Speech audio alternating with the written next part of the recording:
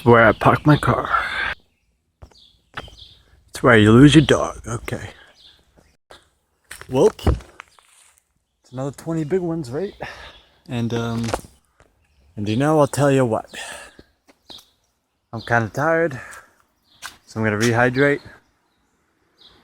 Got up a lot of little of these things, a lot of citrus, clean you out, clean the blood, alkalize the lactic acid. I was running hills today. That's Sunken Meadow Park. And you know, so here's the subject on hill training.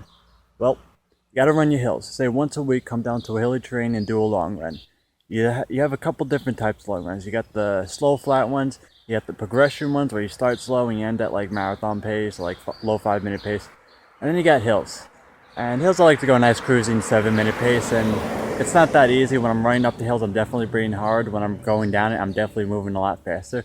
So it gets you to have that change of pace. Now when you're running a long distance race or a marathon, you're going to have sometimes surges and changes of pace. When I run with a lot of Kenyans in 10K road races, just like the Shelter Island, they tend to push certain parts of the race to try to break away, and you got to be ready for that. You know, when you get to that 4 or 5 mile mark and you got, you know, last 2 miles to go in the 10K, they're gonna start putting some moves on. You gotta put your moves in too. You know, you gotta break them. So change of pace. When you run on hills, you have that change of pace because you go slow up, but you're pushing hard up.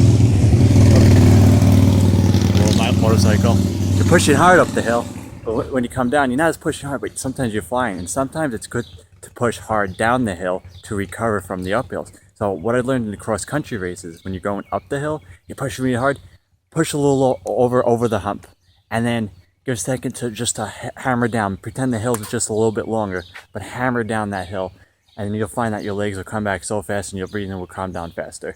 So when you get to the top of the hill in a cross country race, hammer down it, push down, run hard, make up the time. And when I notice by training this way, I don't lose that much time on hills and road races.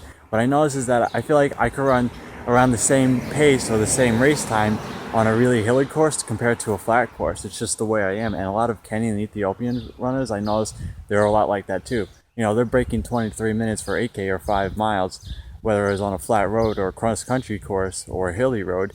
And the only thing that's going to be faster is really a track, because you're so monitored on each split, on each lap. But like when it comes to road races, if you learn to run hills, you're going to have this similar times for flat courses and hilly courses, and you could put that to your advantage and win races on hillier courses, because some people, if they're not training this way, they're going to die out more on the hills. But if you put the mileage in, you put the work in, you get long runs in, you get your tempo runs in, you're going to run good on hills, you're going to win races, you're going to make in some money. Yeah, you want some money.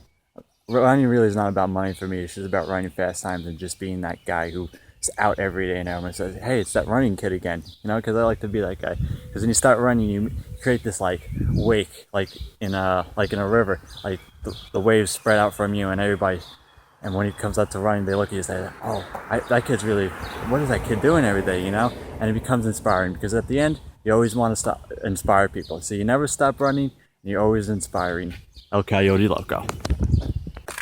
Peace out. Sunken Meadow.